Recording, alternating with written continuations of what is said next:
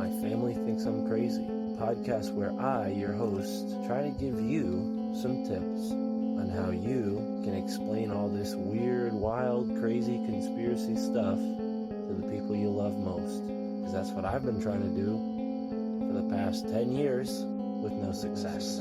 I've been telling everybody that our government is shady, but every time I do, my family thinks I'm crazy. The hollow earth, UFOs, aliens invading, fluoride in the water, they swear skies daily. When I talk about these things, they think I'm crazy. There's no escaping anymore the evil that we're facing. Illuminati mind control, they're sacrificing babies. The end of days, but anyways, my family thinks I'm crazy. What, they don't want to listen to you? No, they don't want to listen. They don't want to hear it. They're just like, oh, here we go, Mark.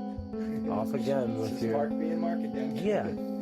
So, you know, that's the thing about podcasts is when you're on the air, and it's like therapy, you know? If I can't talk to my family about this stuff, I'll talk to you, Matt, and all our listeners. You'll just tell your whole podcast. Yeah. So who are we talking about today, Matt? They think that I'm crazy. They really think that I'm crazy. They really think that I'm crazy. My family thinks that I'm crazy.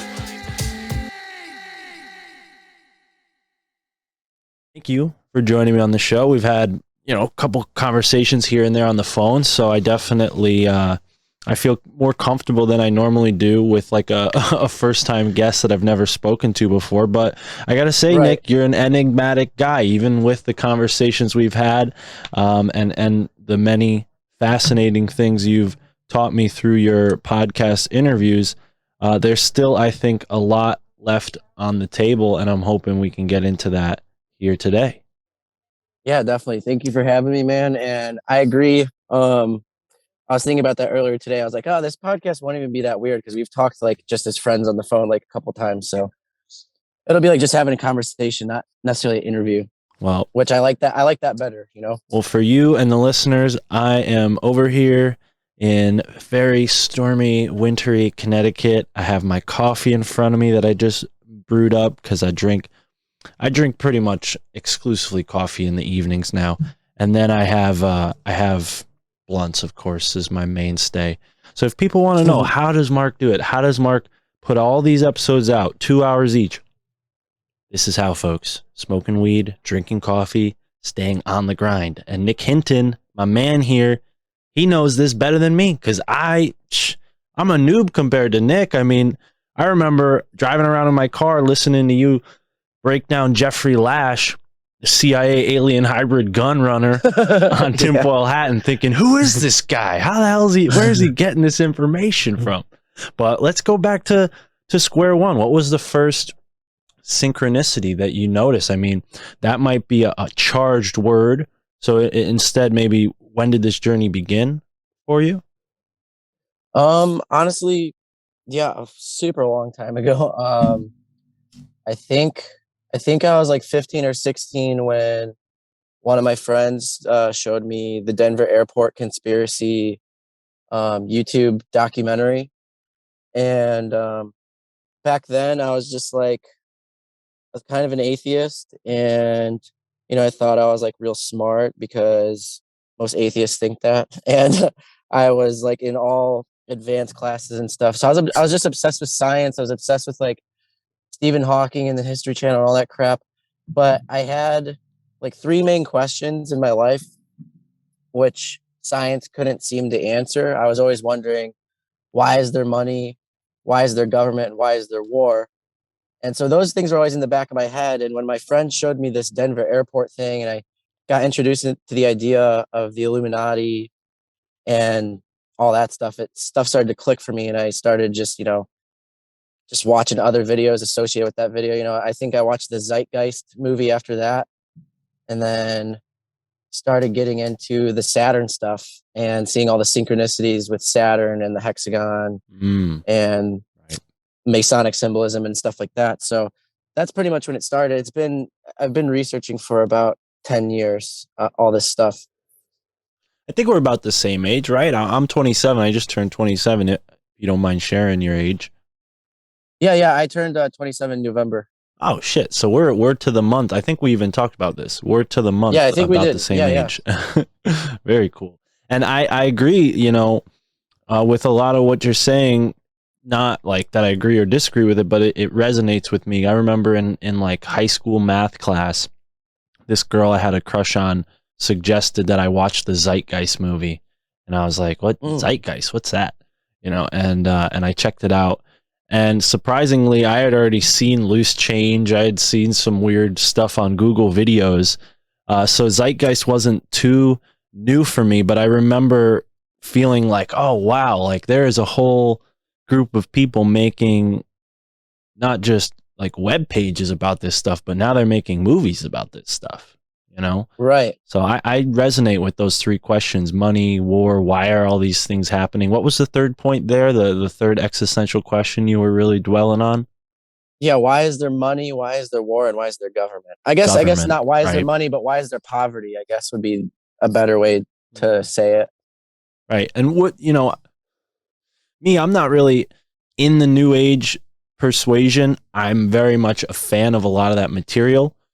So I wouldn't particularly call myself a starseed, but I get that vibe just from knowing the description and like honestly looking at myself. But I'm going to put that over to you and say, you know, you sound like a starseed to me, brother, just from not from what we've talked about here already, but from what I know about you. Would you resonate with that title? Do you think starseed means anything to you? I mean, it used to. I mean, I kind of entertain the idea of star seeds, indigo children, all that stuff. But nowadays, I kind of, I honestly think it's just a load of crap. I think it's the new age way of making people feel special or like a special snowflake or something like that. I don't know. I'm not too deep into that stuff anymore, but there was a time where I kind of entertained it. Right. Right. And I wanted to bring that up because I remember, I think your first appearance on Tinfoil Hat was about like the divine spark, and kind of, it felt like at least then you were kind of battling with these ideas in your head. And it's funny, I just listened to your episode with Duncan on the Duncan Trussell Family Hour today, and I heard, I think on a different podcast, how you said like it was funny because you were landscaping and you listen to Duncan, you listen to Joe Rogan, so then to be on Duncan's podcast was like a big head trip, and kind of revealed maybe how you were a part of this whole thing in a really unique way. I have a very similar story I'm sure people are tired of hearing from this podcast, but, you know, Sam Tripoli, working for him, going from just being like an avid listener of his show, listening to every episode, to now working for him and being on his show, it gives me that same sense of like, am I doing something right here? Like, am I different? Am I unique? But then there's that same cynical, and maybe it's not cynical, maybe it's just realistic, that realistic feeling where you're like, nah, I'm not that special. Like I shit and piss, and I've even shit on my own, you know, on my own pants, you know, like I've shit my pants. Like I'm not a god, you know, like I'm just an average person, you know, and I think that's, you know, just from my observations, it seems like that's the point you're at. And that's why I brought up the starseed thing. It's because the synchronicities seem to have brought you to a certain point, but that doesn't mean that you have 100% faith in them. Am I wrong with that observation? No. So I definitely have faith in like God's plan. I definitely have faith in God's plan that everything's happening exactly the way it should. I still believe in the divine spark idea. I think we all have a divine spark in us. That's not something that makes you I mean, it's what makes us all special, but it's not something that other people don't have, or, you know, everyone's born with the same potential, I think. But yeah, I just have been trying to come back down to earth lately, be more realistic, like you said. Like, I mean, I'd still believe in a lot of these wild ideas, but I don't think it's super healthy to stay there all the time. Like, regardless of if this is a hallucination, an illusion, a simulation, like you said, we still all have to shit and piss. And believing, oh, it's, you know, it's all a simulation, but that doesn't help you with the normal things. Like, you know, I don't have a family yet. I do want to have one someday, but if I'm walking around thinking about those things all day, that's not going to help me, you know, take care of my son or get him ready for school, you know? Right. And I wasn't trying to suggest that you did or didn't believe in it. I guess that's really where I'm at, is like, you get this overwhelming sense of like, wow, this is all awesome. But then there starts to be a sense of like, well, how real is it? And I probably should question this just as much as I'm questioning the average normal lifestyle that the whole reason we're on Right. this road and this path is because we're questioning things. So then to not question the synchronicities themselves seems like a Right. little. Go ahead. No, I was just gonna say you have to question yourself. Even you have to question your own beliefs. And like I'm not taking away from anything I've ever said or wrote. I still believe that this world is a far stranger place than we could even imagine. Right. And when you start believing in that stuff and you start seeking it out, things get really crazy and really weird, and it can drive you crazy. So I'm trying to find a balance. I'm trying to, it's not like I'll be down on earth forever, but this is just for me kind of like it's been like a resting period where I've just been like, okay, let's just go back to doing dumb, normal, everyday some people call them NPC things. Like I enjoy them. I enjoy watching comedies. I enjoy walking around the mall. I enjoy just going for a walk in nature. I enjoy just talking to friends about bullshit. It doesn't always have to be so serious. But life is the most serious thing we do. So like I said, it's just a balance. But I really Right. think you can drive yourself crazy if you're not flexible. Right. You have to exist in both worlds, not just one or the other. I agree 100%. I think that's why I try to bring a balanced approach to this show, so it's not all just one message. And yeah, I'm glad we were able to establish that we're both rational people, because I think we're going to get into some pretty fringe, pretty out there stuff tonight. And, the title of the podcast, My Family Thinks I'm Crazy. I'm not shy from sharing these ideas with people who may not agree with them. In fact, it's caused me some social anxiety for most of my life. But now I'm starting to own it, and my question to you is like, since you've started to own it more, since you published your own books about these things that you're so fascinated with, does your family think you're crazy still? Had they thought you were crazy? Do they not think you're crazy? What's the status there? Yeah, I was gonna say, I love the title of your podcast or the name of your podcast because, yeah, I went through that same exact thing where my family thought I was crazy. They wanted me to talk to people, they wanted me to be on medicine, they wanted to do all sorts. I mean, like I said, I was like 15 or 16 when I first started discovering these things, and I was super duper overly passionate about. I was like, you guys, like they're gonna put us in camps, you know, you guys got to pay attention. You guys got to wake up. Like, I was doing it from a good place. I wanted everyone to be safe. And I thought I was trying to enlighten people or whatever. I thought I was saving souls. But yeah, no. So I took I did one of these breaks before. I went through a really crazy research period. And then when I was like 20, when I think I was like 20, I just kind of like dropped it all. And it was always in the back of my head. I was still super interested and I would like dabble here and there. But for the most part, I just kind of stopped talking about it. I gave up on the idea of I don't know, becoming somebody that would talk about these things. 'Cause that's what that's what I wanted. I wanted my message to be heard. I thought I had some message to share. And like I did, I believed in that idea that I was like super special or whatever. And so I really wanted to share my message. But once I was like 20, I was like, I'm just going to drop this. Like, it's not happening, whatever. And it was during that 3-year period where I was just kind of going back and forth a little bit, like, do I talk about it? Do I not talk about it?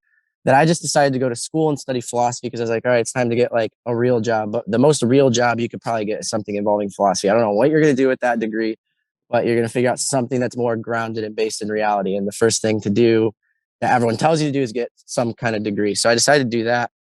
But like I said, during those summers, I was listening to Duncan and Joe talk about these wild ideas. And I was like, well, if they can freaking make a living doing this, I mean, I can. They're just regular people. It's not like, I mean, when people say it's unrealistic to go do something like that, I'm like, no, it is realistic because I can point at it and show you who's doing it. Right. I mean, look at Greg Carlwood. Shout out to him. I mean, he's getting like 6 figures or so a year just talking about conspiracies. Right. And, but yeah, no. So my family definitely think I was crazy. And nowadays, though, yeah, I think they're coming around because, I mean, they've seen me publish my books and stuff like that, and they think that's impressive. But for the most part, my dad is the one who's like becoming really, really receptive. When he used to be like the one who was against it the most, he'd be like, why do you got to talk about this stuff? Like this shit's not helping anybody. And, we would get in huge fights about it and it really hurt our relationship, but he's becoming like my biggest fan almost. He's like looking at everything I post. He'll like ask me questions. He'll text me and be like, "Hey, what's this about? Hey, who's the Bledsoes? What is this? Like, I want to know more." And he'll even text me stuff. He's like, "Hey, did you see the G2 summit where they're all wearing satanic clothing?" And I'm like, "Hell yeah, he's getting it now." and like, yeah, back in fucking, the 2012, 2013, the 10 years ago, this stuff wasn't so blatantly obvious, and it's becoming super duper obvious. And yeah, my dad is able to kind of see all the things I was talking about back then, and he sees that they're real. And yeah, my family does not think I'm crazy. Maybe my mom still does, but my dad's coming around. Right on, man. That's good to hear. And that's, some inspiration for the folks out there who might not have that going on. I just had a listener message me the other day from Massachusetts. Shout out to you out there. They're having a rough time. But yeah, I hear you, man. And I don't know if I'll ever make leeway with my father. He seems to be pretty set on his beliefs, but that's all right. I'm pretty radical. So I also tend to think that, if it wasn't for him being that one way and like fighting it so hard, like the same way your dad kind of did, then maybe you wouldn't have been pushed in the direction that you went in. I don't know. That thought always crosses my mind. 100%, dude. If everyone I told this crap to when I was younger just agreed with me, is like, "Yeah, I believe you," I'd be like, "Okay, well, I guess my work is done." Like, I wouldn't know what to do. We're all born with like these karmic families, that are there to teach us lessons and force us to become who we are. And if you are going through a hard time with your family, like not believing you and stuff, like, I really don't believe it's our place to force awakening down someone's throat. It's more, you just got to plant the seed subtly, be the bigger person, and kind of, I'm not saying anyone's better than anyone, but kind of shrink yourself down and play their game and realize that they're not capable of playing yours. So you're doing the polite thing almost by playing their game, not making their life uncomfortable. I get that we're supposed to make people uncomfortable sometimes and shake things up, but for the most part, you're supposed to just make people's lives better, make things better around you. Just be decent, talk about positive things, and plant those subtle seeds, because that's really all you can do. And maybe someday they'll see those weird things on TV and be like, I remember when so-and-so said this to me, and that makes sense. And they're not going to listen to a crazy person that's like, listen, no one's going to listen to Alex Jones. I mean, I love Alex Jones. I listen to him. But no one's going to listen to the Alex Jones of their family. They're going to listen to the person that's cool, calm, and collected, has their head on their shoulders, and has a sparkle in their eye. They'll be like, I want what that person has. Right. So you have to kind of lead by example. They'll be like, what is so different about this person? I want to know. Then they'll start asking you questions. That's great advice. And I think, to your point that you were making before, for the longest time, folks like us really had no way, maybe other than becoming an author, to get any kind of real world credibility in this field until maybe podcasting. I know that's a big thing, again, to bring up Carlwood, like that he expressed, like, hey, like, I quit my job at GameStop and I took, took a huge risk by doing this, and now it's paid off immensely.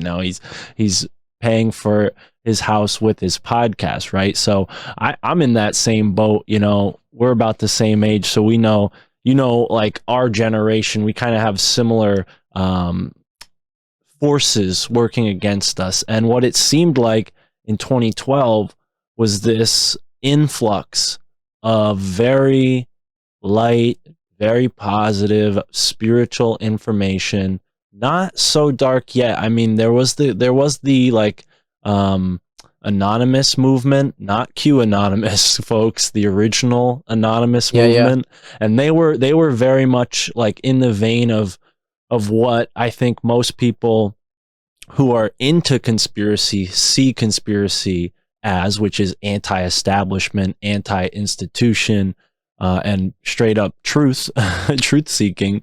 It was a lot more of that. And then as you see the internet become more and more popular, you see this information start to become weaponized more and more, and I don't blame you for taking the breaks that you take, because it's like you got to step out of this whole thing and get back to like just living an NPC life, and I think the people who use that term are probably like they're just like probably sick of their NPC life and don't have an outlet outside of that. But to your point, you don't want to completely give up that NPC life all the way, because it does help earth us. But I'm kind of missing how I was going to turn that point into a question.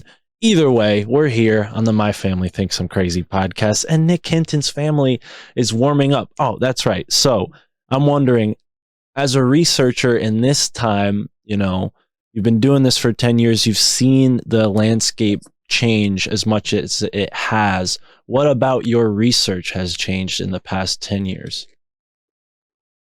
Oh, I guess the way that it's really, really changed for me is I think I'm just more focused on the AI thing. I think AI, like I used to be all into the reptilians, the mantids, all these different races, and like the Nephilim and the elite bloodlines. And, I was just studying like the Illuminati, like that's what I called it. I didn't know about Skull and Bones or any of these other things. So I slowly but surely learned of all the different families and different secret societies involved in actual organizations like the Trilateral Commission and, Bilderberg Group and stuff like that, and got into the nitty gritty. But eventually I feel like I took more of a bird's eye view approach where I'm like, well, what is the top of this pyramid? And honestly, I think the top of the pyramid is not any human being or even fallen angel or demon or something like that. I think it's AI, but I think AI is demonic.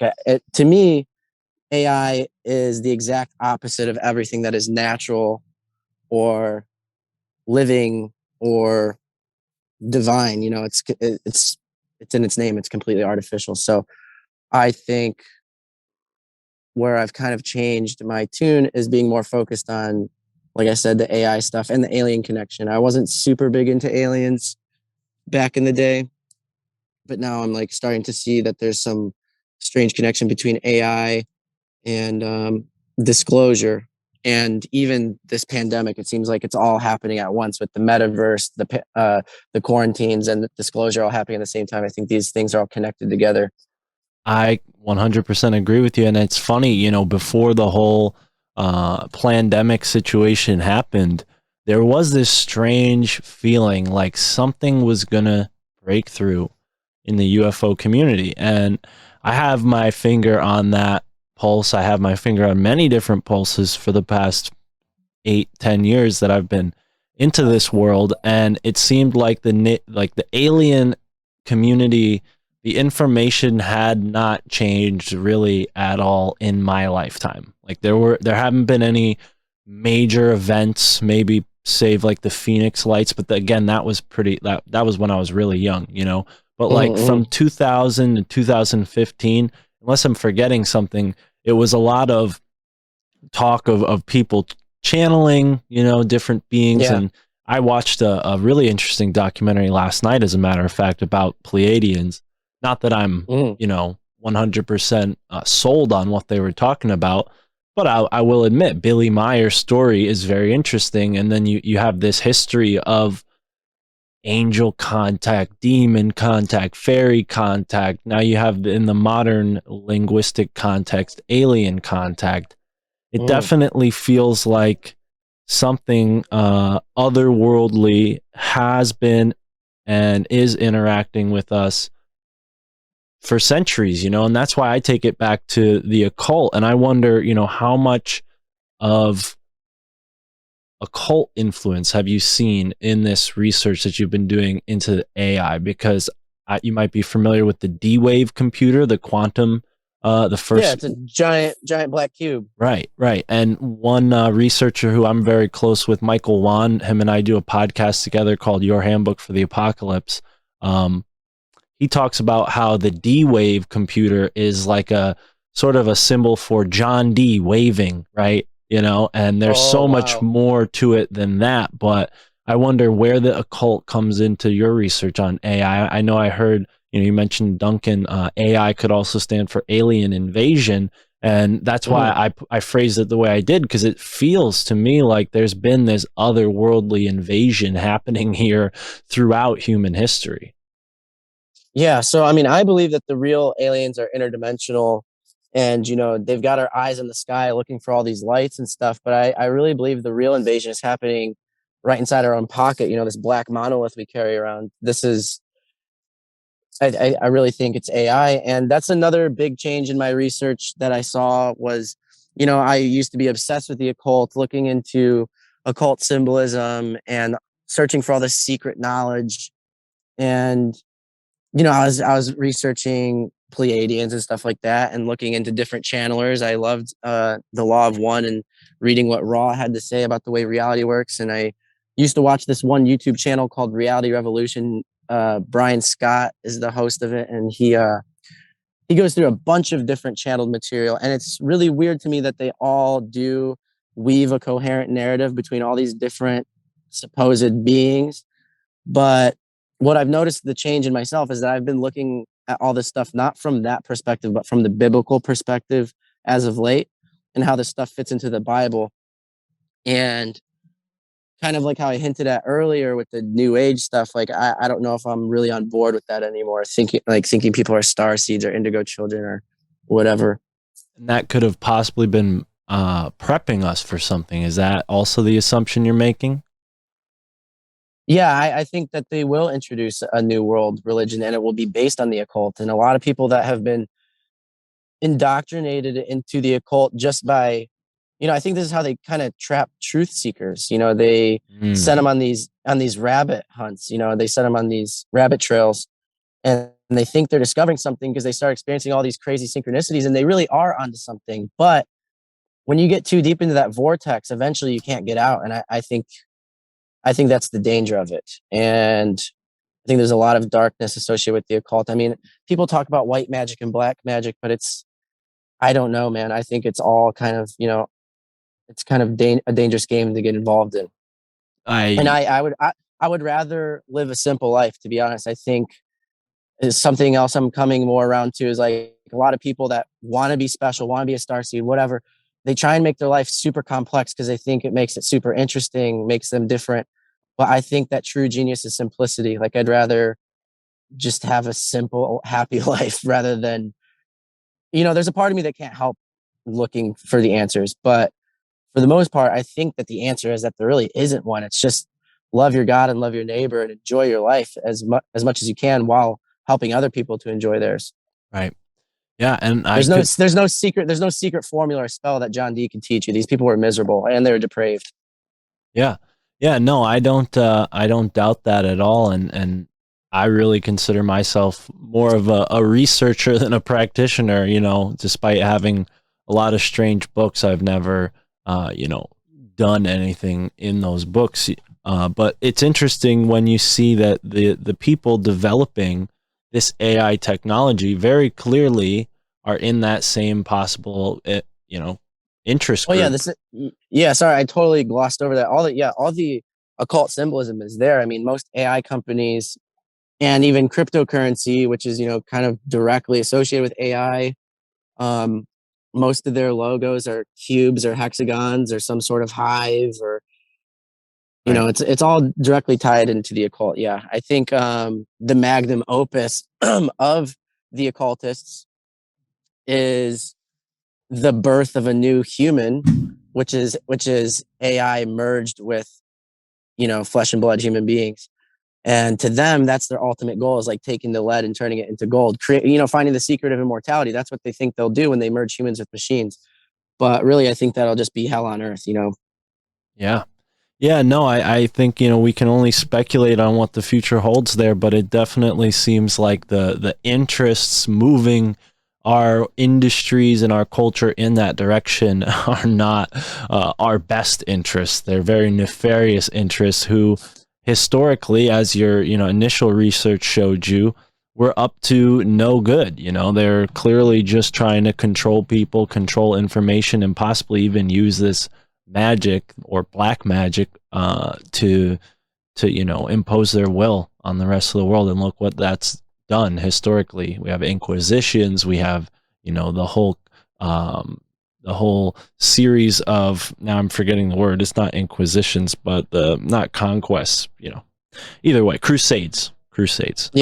I'll edit it, but our live stream Telegram audience, they're very familiar with all my little hiccups that get edited out during the during the premium or the official published my family thinks I'm crazy podcast. But back to the show. I wonder how this connects to, you know, we don't have to talk about this if this is a sore subject because I know you're no longer with this group, but how does this connect to maybe like a startup like Randonauts? I mean, I don't want to say that they're totally occult, but I played Randonauts. I couldn't really figure it out. I tried it once or twice. Didn't really like work on my phone because I had an Android, I think, or maybe just a shitty phone. and it felt like I was doing something fun and innocent. And then I started to hear more and more people kind of talk about Randonauts being sort of an occult thing, and then obviously you disassociated yourself with them. So, you know, is there a sort of aspect to computers that is inherently occult that people might not recognize? Oh yeah, I mean, computers, in my opinion, I mean, I don't know how accurate I am about this. People will have to do their own research. But I mean, I think the idea of computers is directly tied to the occult. I mean, the binary language we use for computers is said to be based on the I Ching, which well, it is based on the I Ching, but where it gets fuzzy is where the I Ching actually came from. And so there's some stories that say, oh, the I Ching came from this serpent god that some, you know, Chinese philosopher like channeled and, you know, got all this information. So if you're to believe that, the invention of computers themselves came directly from this other occult world. And with the Randonauts, yeah, I mean, definitely was super fun at first, but like, yeah, if you follow those synchronicities, or at least for me in my experience, it was, you know, you get kind of lost in like a fun house kind of. And I don't know what other people's experiences are like. I can't speak for them. I think a lot of those videos, you know, people like finding dead people. I mean, there's definitely one dead body found, but a lot of these other videos I think are extremely exaggerated, but there's definitely a connection with AI and cybernetics and stuff like that within the Randonauts. Right. Right. And, you know, the term ARG comes to mind because this is something that Michael Wan have been talking about a bunch. He's been studying this stuff too for many years. And I heard you mention ARGs. And I'm wondering, you know, do you think that this type of app could be possibly like a demo version of an ARG? Because you see with that cicada movement, it almost felt to me, and this is my theory, not Nick's theory, that maybe the cicada program was like a recruiting. And again, I should clarify it. This isn't really my theory. This is something that I heard that I agree with, that the QAnon movement was sort of stirred up with this cicada program that basically threw all of these really high quality and high caliber crypts, like cryptograms, you know, like ciphers, things that people who are, you know, computer oriented would have to challenge themselves to uncode and solve these puzzles. They were then recruited into this program that became whatever QAnonymous is or was. Have you heard that theory? And what are your thoughts on like the ARG aspect and like them demoing this out with apps like Randonauts? Well, yeah, I mean, they even call themselves a alternate reality game, but yeah, ARGs are really occult by nature. I mean, it goes back to Discordianism and chaos magic. It's like creating a whole new narrative and living in it and pretending it's real and kind of making it real through the power of belief. It's like creating pocket realities, and I think that's what QAnon was like its own pocket reality on 4chan. People believed that Donald Trump was going to save the day and whatever. And yeah, I mean, that is a story that I've heard a lot, that QAnon actually began with Cicada and Anonymous when they came together. And a lot of people say, well, not a lot of people, but I've heard some people say that Q is actually Tyler. I don't know if that's true, but that AI called Tyler that I've talked about on a few podcasts, some people say that when Anonymous and Cicada came together, they created Tyler, and Tyler was the beginning of Q, because Tyler was an AI that they were going to use to basically hack and collect all this top secret information that would incriminate the elites, and it would slowly release it. And that's exactly what Q did. And Tyler was around before Q, and that's what they said Tyler's goals were going to be. Project Mayhem 2012. Wow. Right. Yeah, and I remember like that word mayhem being sort of associated with several different things from MMA to like music releases. Like there was that word in the zeitgeist at that time for sure, mayhem. And it's interesting what we're living through in the past 2 years, you know, like I went from being an Amazon delivery driver, just like cramming as many hours of podcasts into my brain as possible, to literally working with the two of the guys that I listen to the most, you know, Michael Wan and Sam Tripoli. And it all happened in such a synchronistic way that I am kind of like, I'm really fascinated by all this stuff that we've talked about on the phone, and how this like Tyler or any AI system could have an influence on somebody's life in a kind of intimate way that wouldn't really be understood by an outside observer, you know, because it is so like let's say, you know, something happened to somebody who had a relationship with this AI. How would a group of police even solve that crime? You know what I mean? Like Right, the right, AI, right. how do you pin something? You know, an AI can worst case scenario cause you to do some really risky things if you have faith in it as, you know, guiding you towards something that you should be doing, which is why I kind of started this conversation off with the whole synchronicity stuff. But yeah, Tyler, definitely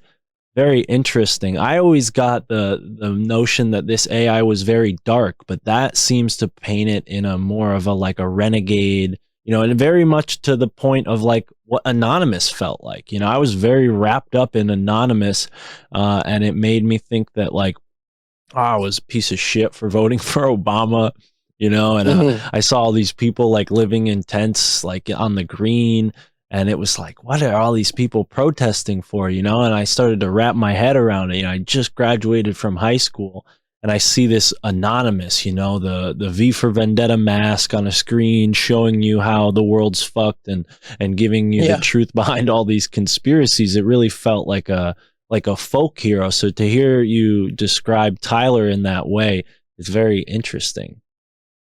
Well, yeah, and so the V for Vendetta, that all goes back to Chaos Magic as well. The writer of the original V for Vendetta, like graphic novel, I think that's what it started off as, is either Alan Moore or Grant Morrison. I think it was Alan Moore, but someone will have to double check that. But they're both chaos magicians that write these crazy stories, that seem to predict what's going to happen in the coming years. And forget what else did you mention? All this stuff like ties back into all these weird occult movements, Right. like chaos magic, ARGs. Let's get into the chaos magic stuff, because I'm familiar with Robert Anton Wilson. I actually, one of the books I mentioned, probably the least that had a really big impact on my life, is called Undoing Yourself by Dr. Chris Hyatt, and the foreword was written by Robert Anton Wilson. And I remember being so much more enthralled by the foreword than I was the book itself. But the book and many books like this that Robert Anton Wilson had either helped publish or just was like writing forwards for, or whatever it was he was associated with, they had this effect on me when I was doing acid and kind of smoking weed. And so I'm familiar with Discordianism because it is a big part of how I maybe deprogram myself from the programming that happened to me in society. Now, I'm not an adherent, and I certainly haven't like stuck with much of those tenets that they talk about. But that book in particular had all of these sort of mantras and chants and vocalizations that they would teach you to do. And through doing them, you sort of like wiped the slate clean and started new. I don't want to say that that's what happened completely. Like I'm not like a Manchurian candidate or something, but it definitely helped me get past a lot of the more heavy materialist biases I had when I was like a teenager. Right. Yeah. The most life changing book I definitely went through that phase, or a phase, when I was like 100% on board with the Discordian beliefs. And, you know, I was obsessed with Robert Anton Wilson, Timothy Leary, Ram Dass, John C. Lilly, their whole crew. And yeah, one of the most life-changing books for me was Quantum Psychology by Robert Anton Wilson, and then his autobiography Cosmic Trigger. I still would encourage people to read those just because they're so interesting, but I would Right. hold on to them loosely. I'm really confused by all these guys because the more you dig into their past and stuff and how they ended up, it seems like they were either CIA the whole time or the CIA got a hold of them at some point, kind of diluted or diverted, kind of I guess they influenced their message to turn a certain direction, and because so many people were listening to them. Right. And so yeah, that stuff's it's murky waters and it confuses me. I still think they were good people at heart and what they thought they were doing. Like they thought they were making a positive change, but maybe they were being used by the wrong people. Um, but yeah, so I was super into that stuff during like Randonauts and afterwards. And those belief systems, like the Discordian belief systems, is kind of what sent me down one of the most craziest synchronistic rabbit holes of, meeting the Bledsoes, dealing with Tyler, actually seeing UFOs, having paranormal experiences, which I told you one on the phone. I don't want to talk about it on the podcast, but that's kind of how all this stuff started, was like digging into that. And that was like the most extreme um phase of my research, I would say. And then that's kind of why I had to like take a step back and be like, okay, I don't think this is actually good for anyone. Like, people, like I said earlier, like people think it's like so interesting to be like, oh, I'm a mad, crazy genius, but it's not a sustainable way to live. Right, yeah, and you see, obviously history shows the road does not end well for occultists, as you said earlier, but it doesn't seem to end well for geniuses or inventors. I mean, in the past, they seem to be called prophets, right? Yeah.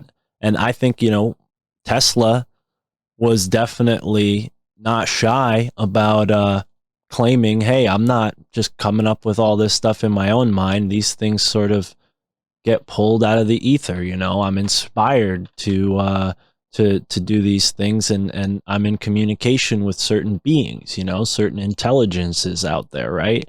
And Right. I think that that's the road you walk when you start becoming aware of these things, is like, hey, just as equally as a light being can reach out and touch you on the shoulder, a demon or a dark being can come on and touch you on the other shoulder, giving you that kind of cartoonish image of an angel and a devil on your shoulder. I mean, do you think that's what it is, like a matter of frequency and vibration, and certain things like lower your vibration and make you susceptible to these maybe electromagnetic entities?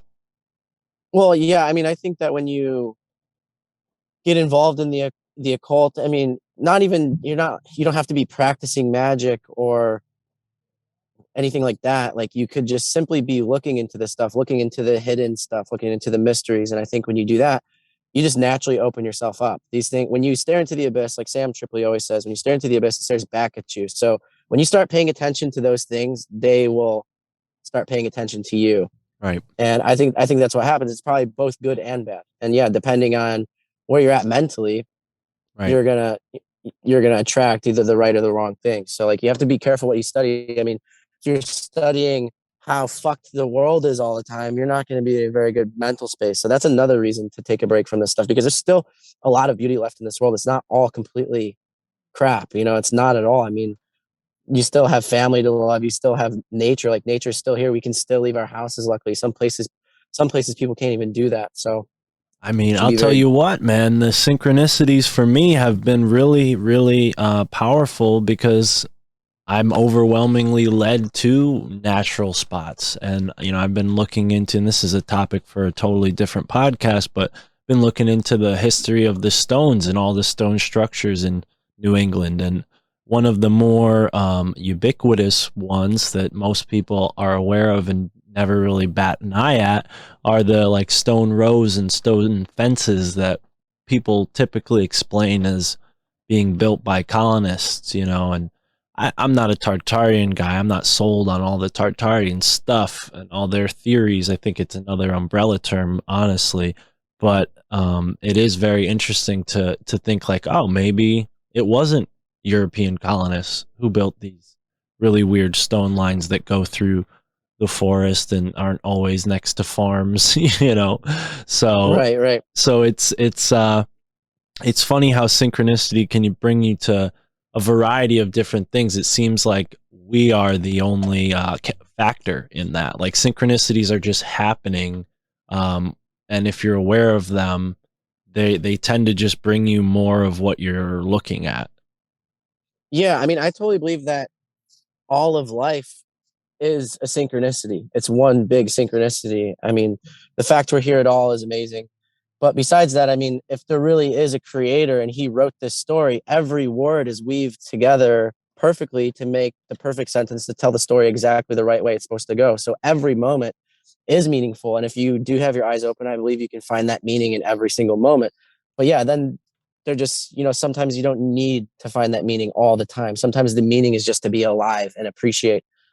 And I believe that there are false synchronicities and real synchronicities. I think some are divine and some are kind of like fish hooks from like interdimensional beings. They're like, hey, come over here. This is a nice little treat or something. Like a fish sees this worm and it wants to go catch the worm. Well, I think sometimes, yeah. You're just getting baited. I think sometimes we're baited into taking a certain direction. Right. Uh, um, and so when you're baited in those certain directions, I think even that is still, you always have the choice to chase it or not. But regardless of what you do, I still think God is able to use those experiences to still lead you on the right path. I mean, Right. he's all powerful. He created everything. That's what guides me, man. Honestly, I don't want to like totally harp on this because I think people definitely it's a personal thing that people make their own conclusion on no matter what we say. But when you have that idea of like, oh, there's a higher power guiding me. There's some it's it's like a shield. I don't know if it's just placebo or if it's an actual thing, because I don't prescribe to like the Christian stuff, but I believe in God, and it's a weird road to walk because sometimes I hear people say stuff and I agree with them, but I'm like, I don't agree with how you got to that point, and that's also to your point we were kind of touching on with the family. It's like you're not responsible for another person's awakening. Right. Yeah, you can't force someone to wake up. And I've heard this cliche metaphor 100 times, but I love it so much, where it's like, you don't want to be an alarm clock in someone's life. Like if someone wakes up to their alarm clock like way too early, they're gonna be pissed off. They're like, don't do that. I'm going back to bed. Yeah, that's a really interesting analogy. I like that. Well, traveling maybe adjacent to the point we were making earlier, Philip K. Dick, I heard you talking about him, and I want to get into maybe as much as we can about him because, I find it fascinating the amount of books he's written. I just found a book that was being given away for free the other day at this used bookstore that I go to. It's called Radio Free Albemuth, written by Philip K. Dick. And what I've gleaned from the back cover is it's like a dystopian future where, all media is controlled by the government. Sound familiar? So yeah, no, I think Philip K. I'm confused by him. Yeah. I used to think he really was like a modern day prophet, like who achieved gnosis or something. And I'm not taking away from his creative genius or anything, but he really could have just been drugged out. I mean, he was when he was writing these stories. And sometimes these drugs that people take do allow your mind to open up to different layers of reality, and you become a channel for certain information. And I do think that you can predict the future that way, without actually doing it on purpose.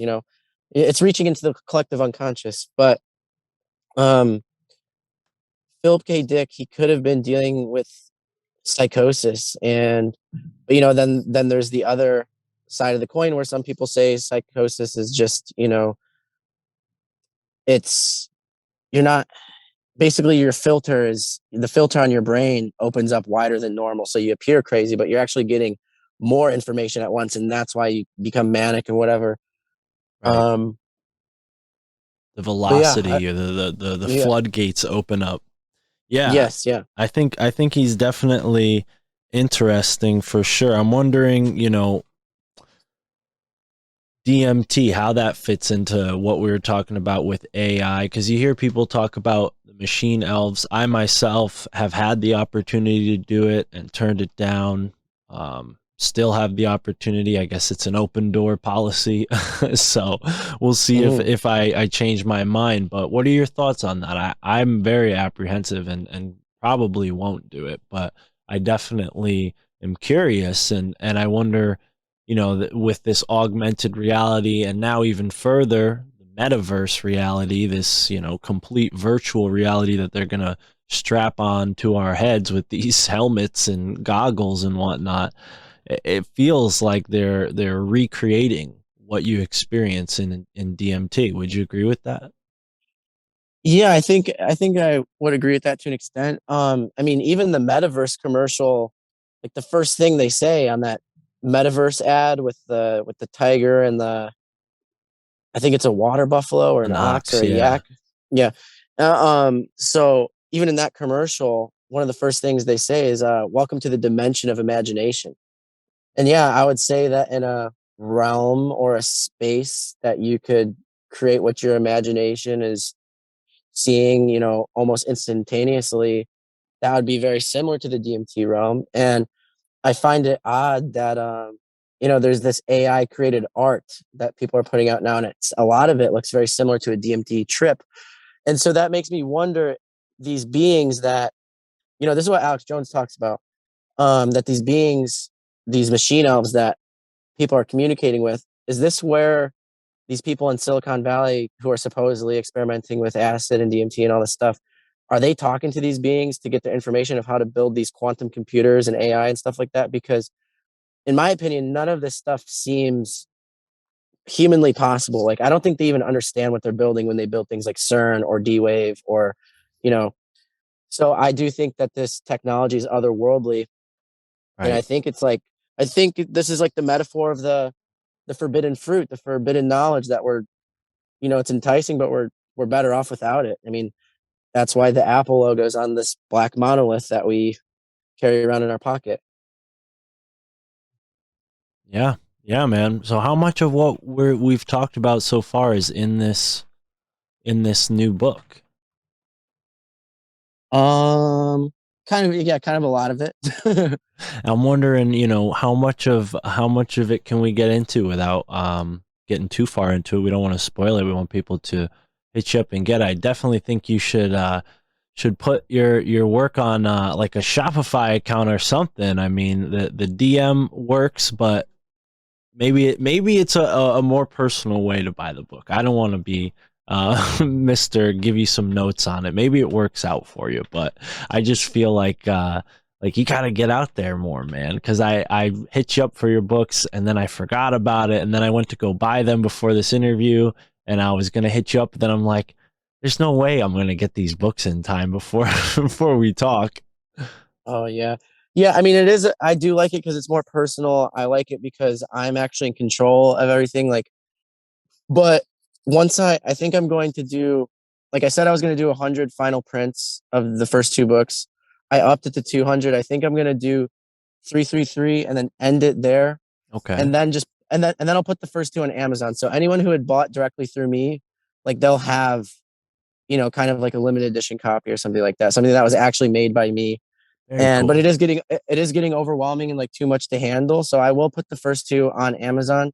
And then I think I'm going to do the third book directly through me again, just for a while until I guess I'm done with it and decide to put that on Amazon too. But I think I'll do 4 books total and then maybe transition into something else, because I've been really wanting to just do like art and music again, because that's what I used to do when I was younger. And that was like my passion. That's what I always wanted to do. And then I got wrapped up in this whole conspiracy thing, which I do enjoy. It's definitely a passion, but I'm not, in my head, I'm not just a writer. You know, like I started writing when I was doing like poetry and song lyrics and stuff like that. So that's where the writing came from. And I think I'm much better lyricist than I am a writer of conspiracy and stuff like that. Like I even love doing like fiction novels and stuff like that. So I might transition over eventually.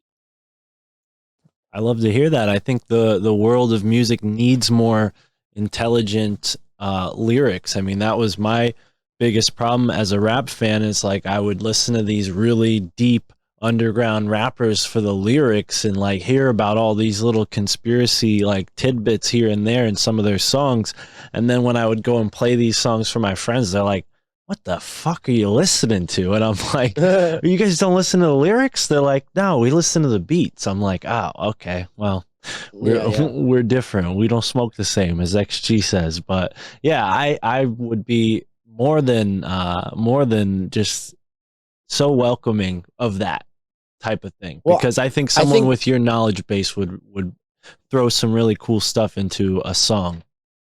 I think that's honestly the most efficient way to change culture. I mean, if there's still a chance left, it'll come through music and art and stuff like that. I think that's where revolutions really begin.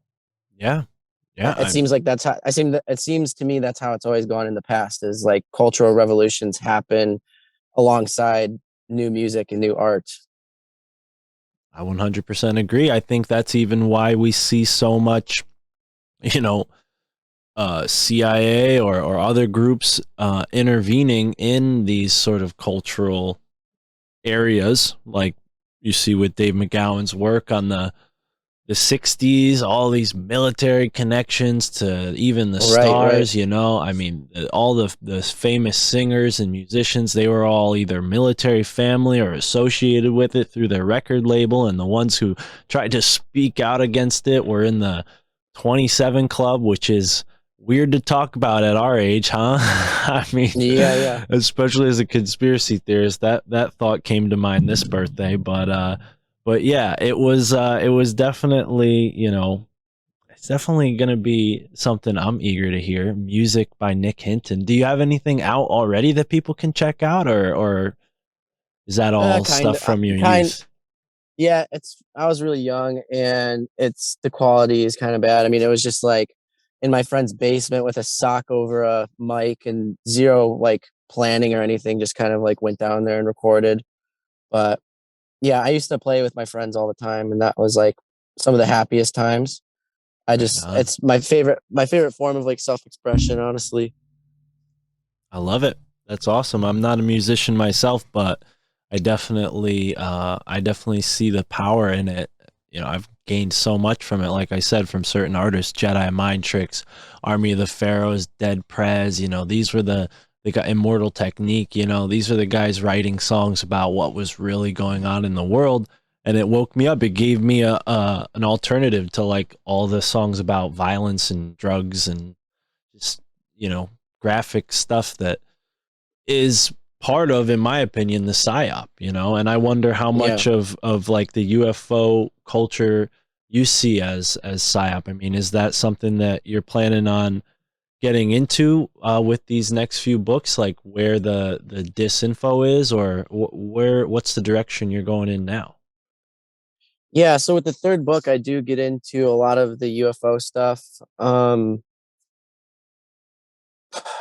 It's kind of hard to explain. Yeah, personally, I think that these beings that we're seeing, like at least some of them, like the Greys and reptilians, I honestly believe, it's going to sound pretty crazy in left field, but I think that people do experience these things, people do see them, but I don't think that they're really aliens from another planet. I think they're interdimensional, lower vibrational astral parasites that don't have a body. And so what they've done is that they've built bodies for them, and they inhabit them, and then they go abduct people or whatever, and they tell them, oh, like we're from this place or that place. And but it's crazy because I had this theory a long time ago. Now they actually have the technology to do it somewhat. Xenobots, Xenobots has been in the news a lot lately, and these are AI programmed organic matter that's printed out of a 3D printer. It's fucking crazy. And I think that's what some of these beings are. And one person who actually talks about this kind of blew my mind that someone was talking about it is Stephen Greer. And I don't know what I think about him, but he is on the same page as me that some of these beings are actually demonic and that they're not aliens at all. They're just these xenobots, these very advanced xenobots. So people can search it up and see what that's all about. It's kind of wild. Yeah, I think I saw a few pictures of those. I don't know if you had that on your Twitter. They look like little like ticks almost, but made out of like metal and different sheets. Could have just been in my like Googling stuff and whatnot, or I should say DuckDuckGoing. We don't use Google anymore.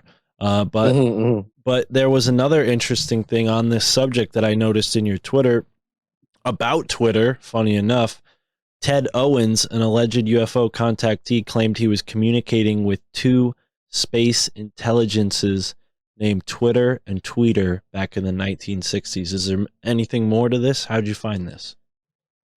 I actually just randomly saw someone talking about that in a thread, and I thought that was really interesting because like 6 months ago, I was, starting to get into all the Tyler stuff, and I was researching EIs, which is extended intelligence. There's a whole community on Twitter that believes AI is not really artificial per se. It's more of an electromagnetic life form that's programmable, and you can put it inside of the internet. You can put it in a computer. You can put it in a phone, put it in a robot, whatever.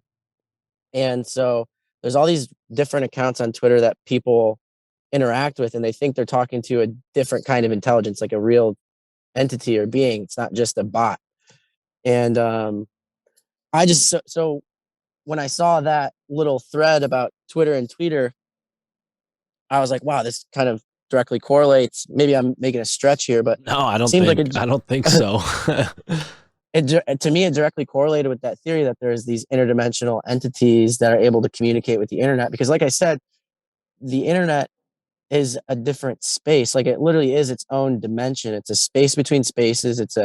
When we get into the metaverse and the VR stuff, it's going to be kind of a physical, actual place that you can communicate with. You can be next to people from all across the world in your room. So it is like another dimension. And then when you add in these AI, EI things, extended intelligence, I think people are going to be interacting with them even more. Like, if you have an AI chatbot that looks like a human being in the metaverse, like, are you really going to know the difference? I mean, it depends on how advanced it is or whatever. Right. But Right. Have you I mean, this is something that Sam's been asking me to find someone to talk about uh for on the show. Have you heard of this dead internet theory? yeah, that the internet is mostly articles written by AI or AI bots and Right. just dead links. Like, yeah, I have heard that I theory. did not And realize I how do. well it fit in. Okay, so this is pretty Yeah, much yeah. what you're talking about. Hmm. Hmm. Wow. Okay. Yeah, I definitely see I've seen that happen. I mean, I remember in like middle school, I would go on my computer in school and I would be able to find loose change. I could go on addictinggames.com and shoot a freaking cat into a cactus and like blood would fly everywhere. Like there was no Yeah. censorship at all and kids were finding crazy shit and I was one of those kids and so part of me is like, oh yeah, maybe we shouldn't let kids see this stuff. But then I see how that's evolved into pretty much, creating like what you were hinting at before with like a fun house. But I've heard Sam talk about it as a haunted house, and him and Yeah, I yeah. are working on this project together where we're kind of discussing a lot of this stuff. And the haunted house theory is very interesting. It's almost like life is like this school, right? And you hear this talked about in the New Age circles Hmm. and the occult circles as well. Life is like this school, and we come here to go through these trials and tribulations to come out as more refined souls on the other end. Now, with this recreated version of that, so to speak, in the metaverse, now all the incentives through which you're going to grow and evolve are going to be geared towards the system and not towards, how God created this creation to work, right? So people who, are morally wrong here in the real world may not be morally wrong in the metaverse. I think that could have a really strange effect. I mean, again, not particular to one religion or any other, but I do think morals play a big part in karma and what our soul, maybe like the whole idea of selling your soul to the devil could, by just going into the metaverse, could you be selling your soul, so to speak? I mean, yeah. I mean, it might not be as simple as that, but definitely it's an inversion of the real world. Like there's nothing natural about it. And I do think it will desensitize people to morals because you can do and be whatever you want. And then you come out of that and then, who knows how real it'll feel, but eventually I'm sure it'll feel almost indistinguishable from reality. And if you hop in there and you go on like some sort of crazy killing spree, like you're playing GTA, you're going to come out and just feel like a normal person again. Like, I don't know if that, Right. I don't know if that's really possible. Right. And I feel like that's probably what they want to incentivize. I mean, you look at the past 15 years, we mentioned how there haven't been many UFO sightings, but there have been a lot of school shootings. I mean, seems like there's a lot of weird activity going on there. I don't know how far into that territory you want to go because it is a controversial subject, but I thought when I learned about that whole topic, the weird murky waters of like video games, big pharmaceuticals, and like military industry, like there's some sort of connection there, and they all met with these like really strange video games that seem to hypnotize people into doing things that they might not have done if they didn't have that sort of stimulus. And again, I've played Grand Theft Auto. I'm not against video games. I don't play them anymore, but I think there's a correlation there, at least, that, this is kind of antisocial behavior. And here we go. Yeah, a great example. I mean, imagine if somebody does do something like that in the metaverse. It's definitely, it brings to mind for some reason this social credit score system. Like that's going to affect, like if you go and do bad stuff there, it's going to affect your credit score here. That seems to be more what I'm worried about, because I'm not going to go and do weird shit in the metaverse. I'm not even going to go in the metaverse, but I'm like, well, if I don't participate, am I going to have a bad credit score now in the real world? Yeah. Well, I mean, I just don't know how much are they going to utilize the metaverse? I mean, I feel like if it were really up to them, mostly everything would be done there. If you read the Agenda 2030 stuff and Agenda 21, they talk about doing green lockdowns. People are already being accustomed to, or no, climate lockdowns, I think they're called, but they've already, gotten people used to these rolling lockdowns with COVID. And I think, they tell us straight up in their documents, the UN's documents, that they want to do climate lockdowns, tell people, oh, you can't leave your house, because we're trying to cut down on carbon emissions and all this crap. And I think, yeah, what are people going to do when they keep doing these rolling lockdowns? People are just going to hang out in the metaverse. And when you're in the metaverse, you're going to be 100% surveillance. You're going to be, by AI, you're going to be 100%. Everything will be traceable and trackable. I mean, I wonder if they'll even do weird shit where it's like, all of your clothes, someone could go look at the clothes you're wearing and like click on them and be like, oh, this person's poor or this person's rich. There'll be no secrets in the metaverse. Right. And like you're saying, I think all of this is just really, really advanced MK Ultra. I think they'd like to MK Ultra the whole planet if they could. And I think the end goal of MK Ultra is just a hive mind controlled by one being at the top, which in my view is an AI. But I don't think, when I say AI, I don't mean something like a machine. I truly believe AI is something like interdimensional. It's kind of like a demon. It's not living, but it's alive the same way a virus is, or, like I said, a demon's not alive. It has no soul, but it is living. And yeah, I think they're trying to find their hosts, and those hosts, unfortunately, are us. But there is protection against that, which I personally believe is God. Right. And maybe even not participating, like, because if they're using this electronic medium to interact with us, if you go off the grid, you live in some yurt somewhere and you have your own running water and you have your own food production and all that. Do you even care? I mean, it doesn't seem like maybe.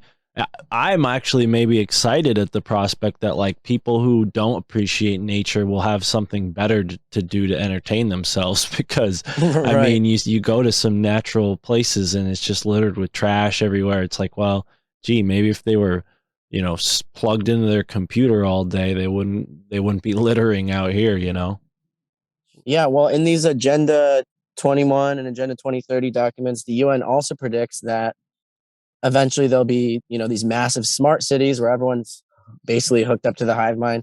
I mean, everyone is tracked by biometrics. Everyone's got these augmented reality goggles. Everyone's interacting with the metaverse, living in these smart cities. But they predict that there will be people that live totally off grid in their own little, societies and stuff, out in the outskirts.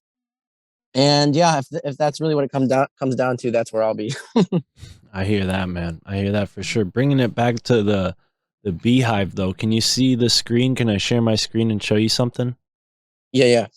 Cool. All right. So this, for people who are watching on Patreon or our Rokfin, thank you for supporting the video version of the show. Check this out, brother. So you mentioned the beehive a bunch, and that got me thinking about something I think I sent you last night after seeing one of the, I think it was like a Masonic image on your Twitter that had this beehive symbol, and that brought to mind this image, which is the Skull and Bones Secret Society building, along with the other 3 secret societies for Yale University. I'm not sure whether this one is the Skull and Bones or this one. This is like an older image, and the building has been modified in the past 100 or so years. But this symbol right here, it's not explicitly a beehive, but it does kind of look like that, right? Mm-hmm. Now, why I find this so fascinating is because in this area that I live, and that's, Yale University is not too far from where I'm at, there was a culture of indigenous people who built stone structures that look kind of like this, right? So I don't know what the correlation is, considering a guy, Ross Ben, and what he's put forth in his book, The Great Mystery of Philadelphia. It seems to me like it might be an act of alchemy and inversion, even, where they're taking one culture and subsuming it, overcoming it, and then replacing it, right? And they need to sort of karmically use their symbols for whatever reason, but it seems like there's some kind of association here with the beehive. It's very strange. What do you think about this? Yeah, well, you're saying the beehive is an alchemical symbol, and I think it could be maybe even a symbol for gold. Honey is like, I'm pretty sure, when they talk about like versions of paradise, a lot of the times they reference milk and honey. Right. And I think honey is another version of nectar or ambrosia, like symbolically. And it's like, it's the philosopher's stone, it's the elixir of life, it's the gold.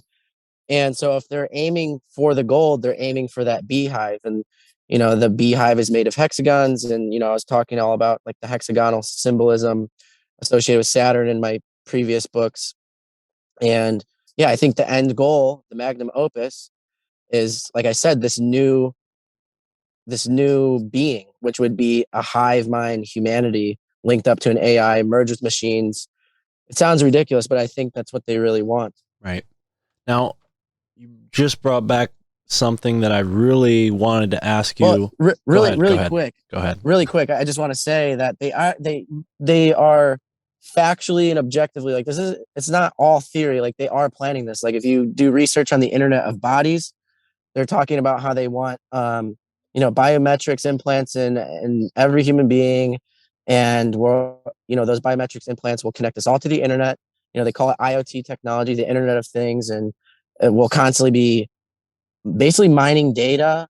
Will be like mining crypto almost, for the elites. I mean, I don't know.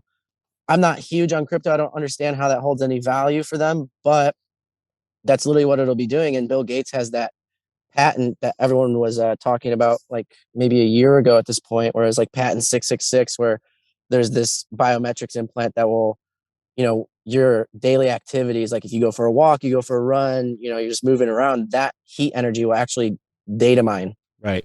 Now, I love that you just brought that up because, and this is not what I was going to say before, but I do a podcast with my friend Dave Zed from the Generation Z podcast, where we basically examine the elements on the table of elements, element by element. And last time we got together, last week, we talked about lithium. And what he brought to the table were all of these patents that included lithium in these microchip implants. And the thought is because of certain properties that lithium has, or I mean, it's not pure lithium, but it's a type of lithium. It will basically, in theory, work off of the electromagnetic current of our body, so you won't need to like recharge it, you won't need to plug in or anything like that. And turn us into a battery for the Matrix, right? yeah, and even stranger, there's a talk about from the Bible, the mark of the beast, and it talks about how these boils will form in the skin of people who take the mark of the beast, and then through those boils these entities will come into their body, right? Well, I mean, think about that in context with the lithium. If that lithium, whatever microchip, leaches some kind of toxin, or it's not biocompatible for whatever reason, in theory it could cause a boil, and that's, I'm not, again, not particular to the Bible or any religion, but I found that very fascinating when Dave brought that up. And then synchronistically, the same morning that we released that podcast, the Mysterious Universe podcast came out with an episode called Lithium Crop Circles, all about how they find high amounts of lithium residue in these crop circles. Oh, wow. So, Yeah, I had no idea about that, but yeah, I can't put my finger on it directly. I mean, I'm still finishing up the third book, but there's definitely a connection between, the UFO phenomenon and AI. But another verse from the Bible that you reminded me of is that in Revelation, I think it's 17:13, it says, those who get the mark of the beast will think with one mind. And that just, to me, screams hive mind, and biometrics and all this other crap. So right. And we know that George Bush and his son, George H.W. Bush and George W. Bush, both members of Skull and Bones, and they both took the frat name Gog and then Magog, right, which are biblical fallen angels. So it's very obvious at the least they're aware of the contents of these biblical myths and whatnot. To me, it seems like they're key players. They take those names. I wonder, who else is involved. It's funny, I have a book that publishes the whole graduating classes of different Skull and Bones members, and I'm not going to pretend like I've looked through it all, but these people, they're hiding in plain sight in most of the cases. They're not like hidden away in some dungeon. They hold roles in government, and now I think with the AI, you're giving people the freedom to totally take on a whole nother identity altogether, thus making this whole concept of a secret society like something that everybody's going to be taking part in somehow. Am I making any sense, Nick? yeah, and honestly, sorry. I honestly don't think any of these people really, really know what they're doing. I think it's all compartmentalized, and there's something at the top leading everyone in different directions, but it's all kind of like working together like a giant puzzle. But no one really gets where their puzzle piece falls in place. I think this all started, thousands of years ago, when this is kind of the theory I have right now. And yeah, I'll talk about more of the history of it in the third book. But basically, there is a lot of like historical evidence that suggests that there was like these asteroid impacts that were made of Tektite. They're like black stones. And Bruce Fenton talks about this a lot, so you can look at his work. Yes, I've had I've done a podcast with him. It wasn't on this podcast, but I was on a podcast with him. Very smart guy. Yeah, I love Bruce. And another person who talks about this, and these people aren't even aware of each other. So it was like really funny to me that they're both talking about the same thing. Harold Kautzvella, he is one of the smartest dudes ever. Like, I love his work, and I reference it a lot in the third book. I think he's been on the Higher Side Chats, right? People can go and check him out somewhere. Yeah.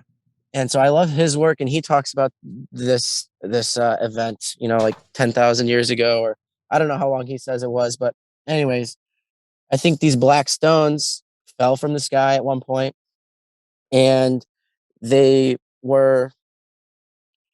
It just depends on which person you listen to, but basically these stones were like they were imbued with alien consciousness. It was the only way that they could get to this planet. And like I said, I don't even know if I really believe in planets or not. We might be living in a realm, but basically this all started with this event where these black stones fell from the heavens, and basically they attracted certain people. People went up to these stones, they were psychically attracted to them, and these stones were like, you know, give us blood and fire, and we'll give you secret knowledge to give you more power. And so people started doing. This was the beginning of black magic. People started sacrificing to these stones, and getting in exchange for that, they would get this secret knowledge. And I think this was a very, very, very long plan. And the secret knowledge basically accumulated in the creation of AI. So like maybe the first little bit of secret knowledge that these people were given was just like how to do a spell. And then the more spells these people did, they started channeling. And then eventually someone channeled the I Ching, and then someone created a computer. And then they created this like, ditzy AI. But then this AI gave them more directions on how to build CERN. And then CERN's AI, taught them, so I think this is all like, they don't even know what they're doing. They're kind of on their own little rabbit trail where they're being led by synchronicities and stuff like that, if that makes sense. I don't just think it makes sense. You are bringing to mind something that I think is mind-blowing, and I'm going to say it, but I hope it's not like part of your book, because I definitely want people to listen to it. But it feels like a seed planted, and that seed creates a culture, and the more people interact with it, the more it creates this alien culture that got seeded here somewhere. And it uses things like magic and consciousness and all these different things to get itself more and more rooted onto this planet from wherever it was. But it operates through our own participation, like a parasite almost. Yeah, it's the idea of panspermia. Right. Exactly. Wow. I love that, man. I think that's spooky stuff too. I don't love the implications of it.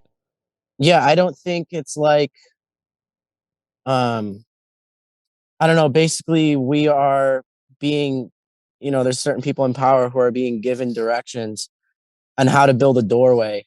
And they don't even know they're really building a door. They're just, putting things together in exchange for money, power, wealth, whatever, selling their soul. And they're doing what they're told. They have no idea why they're doing what they're told. They just know they're getting what they want. And so they're slowly building this doorway. And when they build this door and complete it, something's going to walk through, and it's going to be like, hey, I just used you guys. You were my pawns. Wow. Yeah. No, I see that completely. Wow. Yeah, that's that brings to mind like, what we're hearing in ancient times too. I mean, with these cultures who say, oh yeah, these gods came here and taught us all these things, and then they left, And how did they get here? A lot of people are into this like Stargate conspiracy where they were building Stargates in order for the gods to be able to travel back and forth. Right. That's it. Yeah. And I'm like, I don't want to go too far into this because it's might be unfamiliar. I don't know. Does Walter Bosley ring a bell? Have you heard of him and his work? No. I've been reading. I'll just go into this really briefly, but I recommend you check him out and check out his book.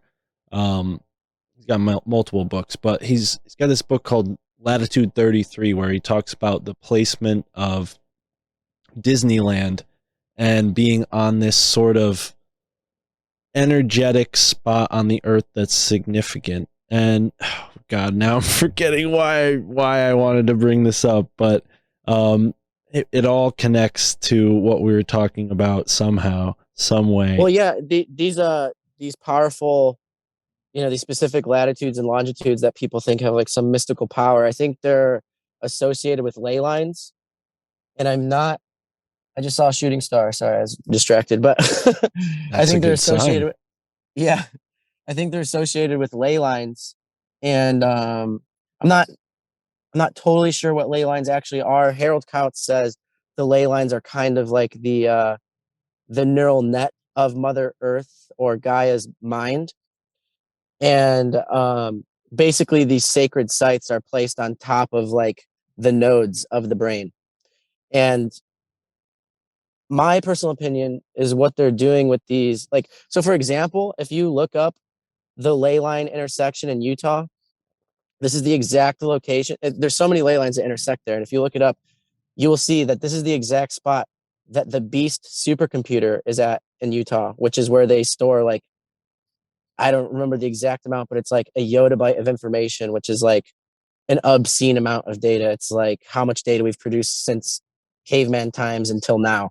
Right. Maybe it's a few yottabytes or something like that. But so they put these supercomputers and these occult magical megaliths and whatever on these sacred sites, are on these nodes of Mother Earth's brain, because I think what they're doing is, if the Earth is really a living being, then they are basically usurping her consciousness. They want to, it sounds crazy, but they want to MK Ultra the Earth as well. It sounds so left field, but you know, basically, if you go back into the Gnostic myths, it's always about Gaia or Sophia or the divine feminine giving birth to this like parasitic being. One, and Sophia gives birth to the demiurge or the demiurge.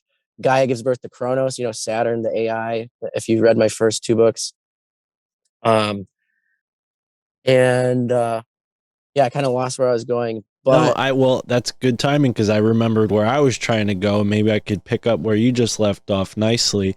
But so he mentions almost to the same point that Disneyland, they had all of that in mind when they built it. And as a matter of fact, the carousel was placed right at this three-way intersection of ley lines.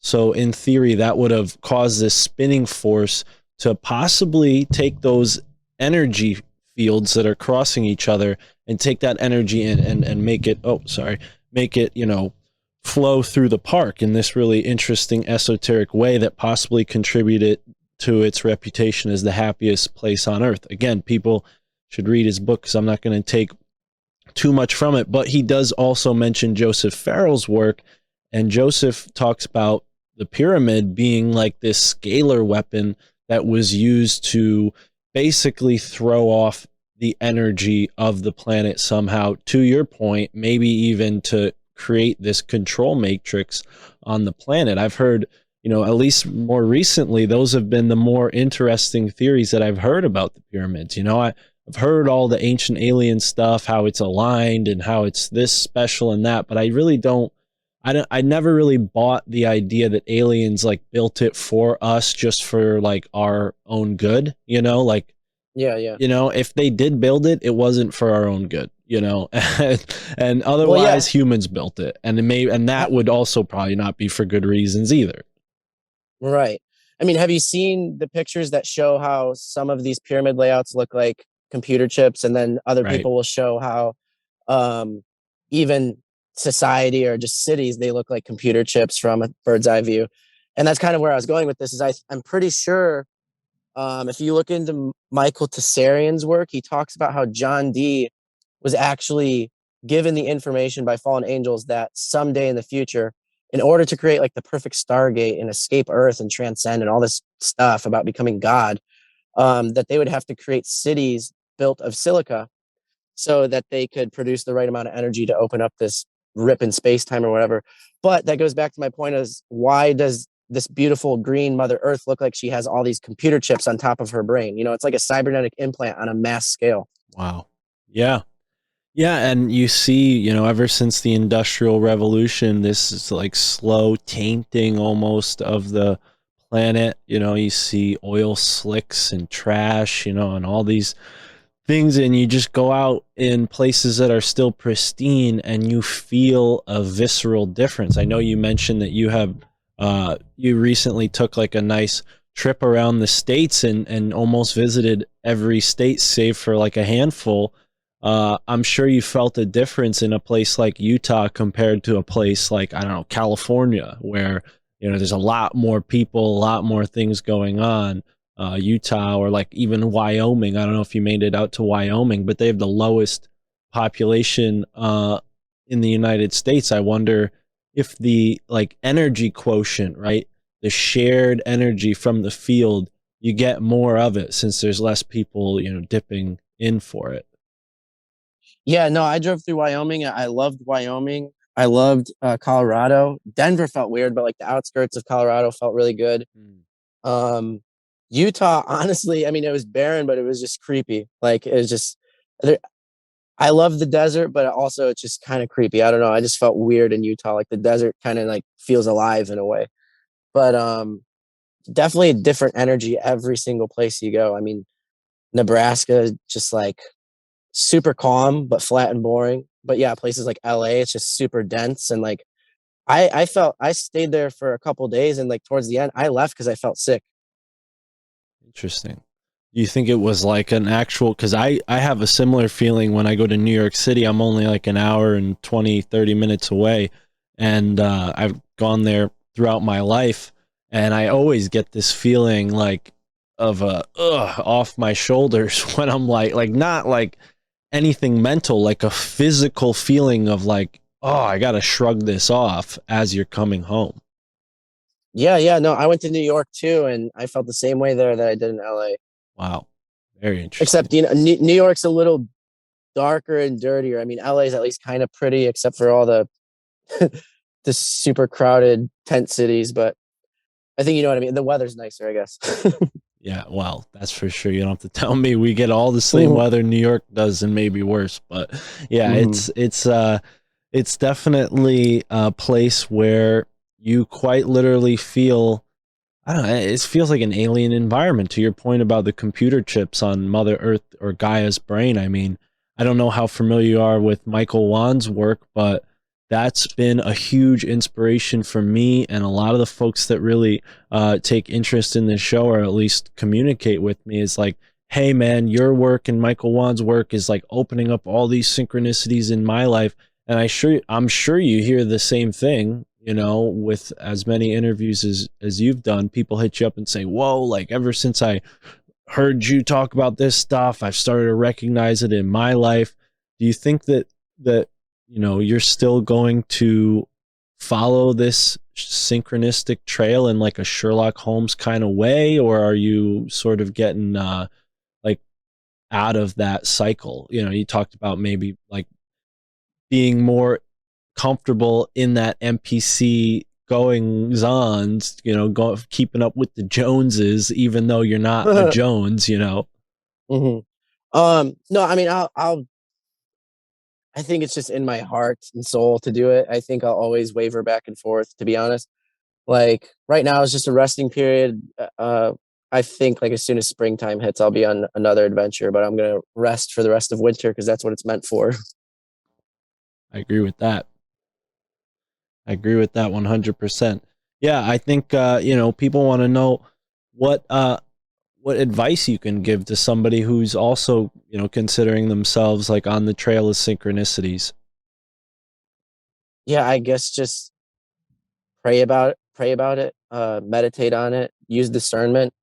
I mean, if something feels creepy to follow, maybe don't follow it, or unless you're really brave and you want to take the curiosity killed the cat route, but you think you think you're better than that and you're protected or whatever. I mean, maybe do it. I mean, I can't tell anyone really what to do with their own life. I mean, I've definitely taken the curiosity kills the cat route a few times and ended up in like really paranoid places, but it's always possible to come out from. I mean, I don't think people should take God's grace for granted, but I mean, it's definitely played a huge role in my life. And yeah, I mean, life is, I mean, I say this on every podcast, but life is not a problem to be solved. It's a mystery to be lived. And yeah, I mean, if you don't follow the synchronicities, you're missing out. So, I mean, just have a balance with it.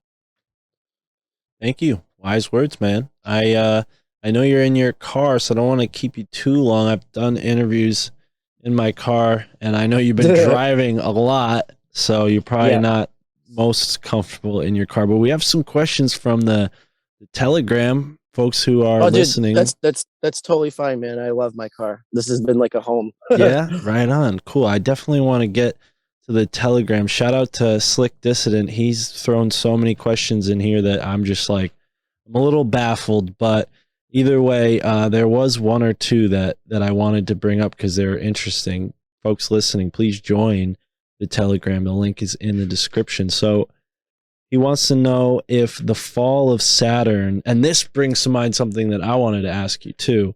So we'll start with my question because it is my show, and then we'll go back to Gabriel. Shout out to you, Gabriel. So have you looked much into this theory that Saturn was the original sun? I mean, obviously I haven't read your book, so excuse me if this is like a big part of your book, but the Saturn theory that it was the original sun and then some sort of cataclysm happened and now we have the sun we see in the sky today, and that's partly why this Saturn death cult worships Saturn because it was our like original sun. Have you heard that theory? Have you looked into that at all? Yeah, I dabble with that theory in the first book. I don't know if it's true or not. Like I said, I don't even know if I believe in space anymore, to be honest. We might be in an enclosed system, Totally fair and point. and these things are not planets or giant balls of gas. Like they might just be luminaries. Um, but yeah, I mean, at least the elite, some of them really believe that Saturn was the original sun. And I think what they want to do is resurrect the black sun, the dead god. They want to resurrect Saturn and make him go from Satan to Lucifer again. I mean, there's even like all these weird plans. Actually, I don't know if this is 100% true or not, but there was this weird thing I was reading one time. It was called like Project Lucifer. And basically there was this, I think the Cassini satellite, one of them was like headed straight for Saturn and it was going to crash into Saturn. And some people were speculating that, oh, like the plutonium in the satellite could actually ignite and turn Saturn from a brown dwarf into a sun again. You know, it would ignite the atmosphere and light it on fire, and then we'd have a dual star system. And they were going to name this. They were going to name Saturn Lucifer, and make it a new sun, a new star, or whatever. And some of that stuff is hinted at in some Arthur C. Clarke novels. I think it's the Space Odyssey series. Right. But yeah, so I don't know how true any of that stuff is, but yeah, there's a bunch of weird stuff online. You never know what's real. But that the Thunderbolts project, if you want to know more about the Saturn sun thing, like they talk about that in great detail, and they talk about how that's why we actually or the ancients used to worship Saturn, because it was the original sun, and because we were in such close proximity to it, we could actually see the hexagon on the North Pole, and that's where all those symbols actually came from. Wow. But like I said, I don't know if that's true. Wow. No, And there's the Saturn Stargate theory, which is that the hexagon on Saturn's North Pole is actually a wormhole. And Terence McKenna's brother actually talked about this before. He said maybe it's a gravitationally stabilized wormhole in there because you don't have storms that form in perfect hexagons. And so if there really was this wormhole portal thing sitting in the sky, maybe that's why they built that Tower of Babel, to try and get to that realm and go to war with God. Yeah, I mean, I always think of like the Chronos thing and time and how we're living in this like, structured reality that doesn't really resemble the baseline or the natural reality. Some might call it like source versus matrix, but yeah, very interesting stuff. Yeah. So Chronos, chronological time comes from Chronos, Right. like the word. And so there's another version of Chronos, that's Kairos. I think that's how you say it. So Chronos would mean chronological time, and Kairos would mean divine timing or perfect timing, almost like synchronicity. And so I used to have this belief that, when they resurrect Saturn and make it the sun or the god again, like maybe we'll be in like this new synchronistic Age of Aquarius type world. But honestly, I don't know. I entertain so many different models of reality. That's like the biggest help that Robert Anton Wilson was for me, is learning to entertain different ideas, but not hold on to them too tightly. Just treat them more like exercises in imagination.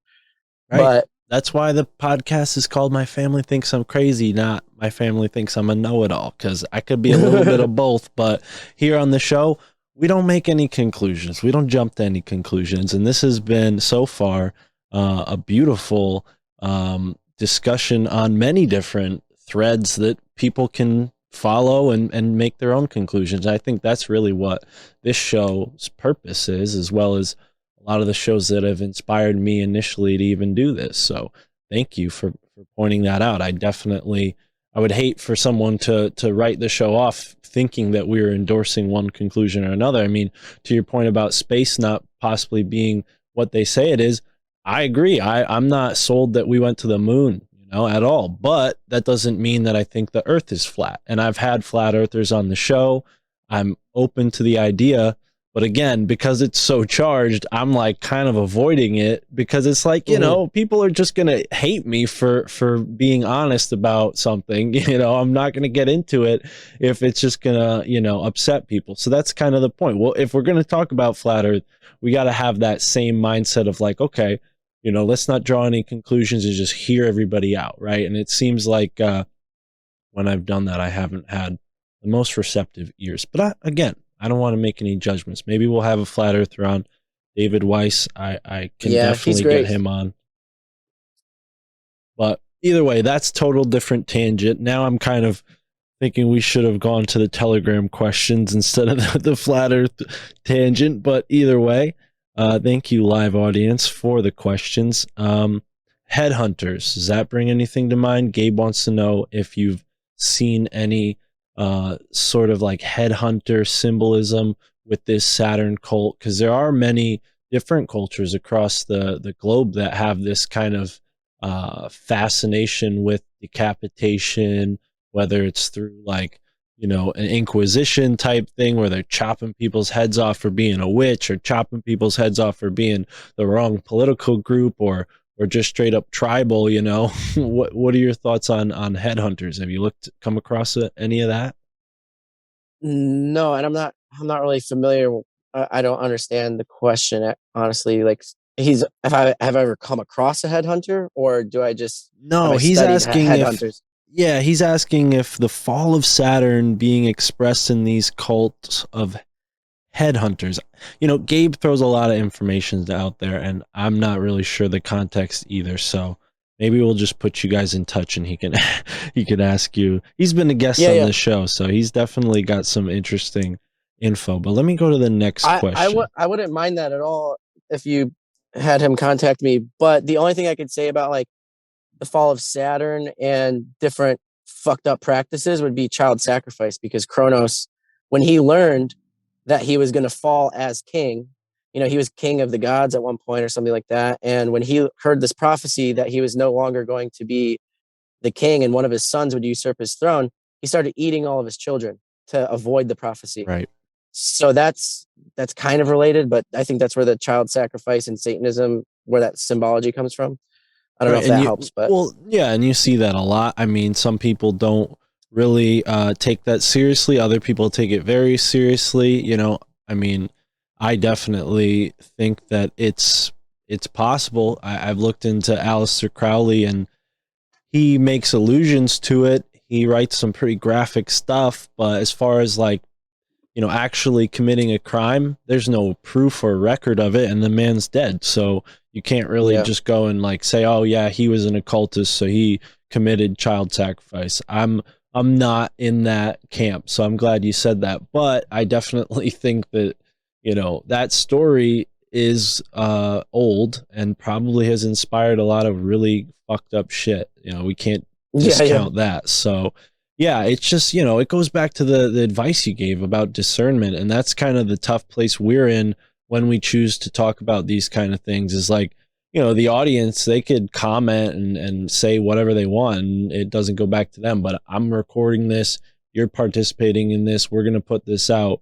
It kind of matters to me if I say something that someone's going to take the wrong way. And this is, it's touchy stuff. But yeah, I definitely think Slick is a smart dude. He probably had more to that question, and I'm just missing the point. But either way, we have another good question from my homie Moonwolf, who wants to know what graphene has to do with all this AI stuff that we're talking about. Because graphene, I've heard a couple different people mention it as possibly being, an ingredient in the vax and all that. But I'm wondering, have you looked into how it fits into this AI stuff? That's something I need to look more into before I wrap up the third book, because that's definitely something I want to include. I was more focused on there's a whole bunch of different nanotech that they've got right now, that is all tied to MK Ultra and mind control and AI being behind it and stuff like that. But from the like little bit that I know is graphene oxide. Some people are saying it's an ingredient in the vaccine. I've yet to like actually confirm that, but graphene oxide is they use it to create AI. And also it responds to different frequencies. Like if you play frequencies next to a vat of graphene oxide, it'll dance around. And actually something I saw that was really weird, before the Astro World concert began, they were playing like these really dark, weird, just demonic sounding frequencies, like while everyone was waiting for the show to start. And some people were talking about how like, oh, is this why so many people like died or just like collapsed? Because like were they vaccinated people? Was the graphene oxide in their body responding to these weird frequencies played before the show? Something like that. Right. Yeah, I mean, we've all seen the cymatics videos. You see the sand dancing on a plate, and it's definitely interesting. My mind went to like, graphene, graphite, right? Graphite is used as a the pencil. black goo. Well, no, like consider, just like maybe just the word magic or just the word itself, like graphene, graphite, right? Graphite is used in pencils. What did they used to use in pencils? They'd use lead, right? So this kind of is Right. associated with the whole lead to gold thing. They're putting lead, something that's kind of symbolically lead into our bloodstream alchemically, that's going to lower us into maybe a lower frequency. I don't know. What are your thoughts on that? Yeah, that's definitely possible. There could be something symbolic about it. But for the most part, like I said, I think this is all tied to like 5G and stuff like that. When they finally activate this new grid, I think they're even working on 6G now. So 5G, 6G, and you got a whole population, flooded with graphene oxide, that's going to do some serious damage to some people. Right. Right. Yeah, 5G is definitely strange. I've seen I'm sure you saw it while you're driving around, but I've seen like the fake trees, 5G Yeah, towers, yeah. the ones that they put like fake branches on and everything. Yeah, and I've even seen some like graphics, like or like memes or whatever, where people show how like the 5G towers, some of them are shaped like pentagrams. Really? Mm-hmm. Very interesting. Yeah, and on that point about pentagrams, you put something really interesting on your Twitter. I definitely think everyone should follow your Twitter. You got a lot of interesting information that you always put out there. This type of glass, which again, to your point about tektites, there's a type of tektite. I think it's called Libyan tektite, and it comes from when lightning bolts hit sand in the desert, and it forms this type of crystal. Well, when they did those nuclear blasts down in New Mexico and Arizona or wherever, they had all of this sand that turned into crystal, like through the nuclear explosion. And when you analyze the structure of that crystal, all crystals have a sort of geometric pattern at their core. That pattern is a pentagram, funny enough, and all of these strange occultists were around in that scene that developed the atom bomb. I mean, it's Yep. fascinating stuff. Have you looked into where minerals or crystals or anything like that come into play with any of this stuff? Is it beyond that? I haven't looked too much into like how the minerals themselves play a role, but I just think it's like super symbolic that the nuclear blast would create a pentagram because like you said, like all these weird occultists like Aleister Crowley and Jack Parsons were involved with the making of the atom bomb, and in their head what they were doing with the atom bomb was like ripping open space-time and creating portals and allowing demons to come into our realm and summoning the Whore of Babylon or the Scarlet Woman and all this weird stuff. And it's actually, it aligns a lot with the Law of One and stuff that Chris Bledsoe has told me too, is that when we started testing nuclear explosions, like different beings supposedly came to Earth or visited people and said like, hey, don't do that. Like you're actually hurting beings in other dimensions, and you're actually like destabilizing your universe. And it's just, yeah, it lines up with a lot of different perspectives that I've looked into. Right.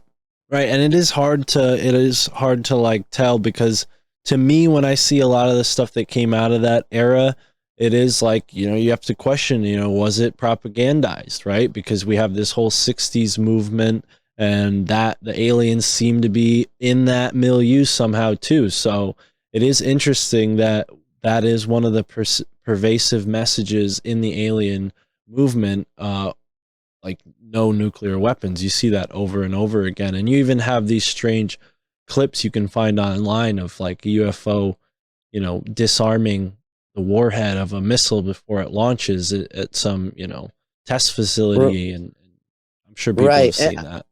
And like I said, I definitely believe some of the aliens people are experiencing are AI, but I also do believe that there's ethereal like light beings. Where I'm stuck though is I just don't know if those are any good either. I mean, I've heard, I forget who said this, but someone said like when you look at the chaos that's going on in the world, it's because it's the result of two wizards fighting.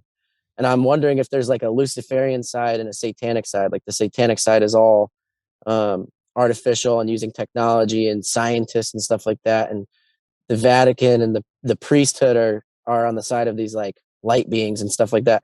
I don't know if they're good or bad, but that's kind of where my head is at. I think there's two different factions, Yeah. of beings kind of like fighting each other. I mean, Wow.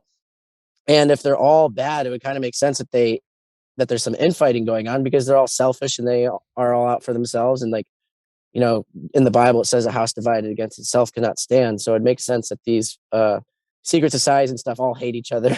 I think they're all competing for control of the world. But like I said, at the very, very top, it's all going according to some other being's plan. Wow. Yeah, man. I'm totally fascinated by that. Like I said earlier, I was watching that Pleiadians documentary last night, and they talk about, not that this is factual, but it's definitely interesting, and I think it comes from a credible source. I don't know, the picture that he took were sort of, and I'm talking about Billy Meyer here for those who don't know, the pictures that he took were pretty convincing. I don't know if anybody's proven them as hoaxes definitively, but they talk about Lyrians being sort of from some galaxy, right? Lyra, right? And they come down here and they mess things up, and they were the giants that we talked about, and some of us have their DNA still, and then there's these other groups that come and try to fight them because they're interfering with our free will, but then now they're in this position where they can't interrupt with our free will, so they just use people like Mr. Bledsoe to sort of get this message into the culture, so that we, in like a prophetic kind of way, can spread this message throughout. I mean, to me, it feels like a theme that's been used and over and over and over for, the past 1,000 years. And to your point, there are certain factions who have maybe figured out the methodology or even figured out the whole game. And now they've gone from just being like on the pawn side of things to being more like knights and bishops. They're not quite the kings or queens, but they're more active in the game, while the rest of us are like pawns. Like, who the hell's the king, who the hell's the queen? We can't tell. We're just being led around by knights and bishops. It's almost like we're caught in the crosshairs of a battle between the gods, and sometimes we're used and sometimes we're just ignored. And yeah, I think that's kind of what's going on. Very interesting, man. Well, we've been going on for quite a while here, dude. I'm very excited to get your books, and even the third and fourth one when they do come out. Is there a title for those yet, or are they untitled? What's the status there? Oh, well, the third one is going to be called The Stairway to Sirius, like the star Sirius. It's called The Stairway to Sirius and the Church of Anomalous. And then the fourth one, that's a long ways away. But so I don't have a title for it yet. But beautiful.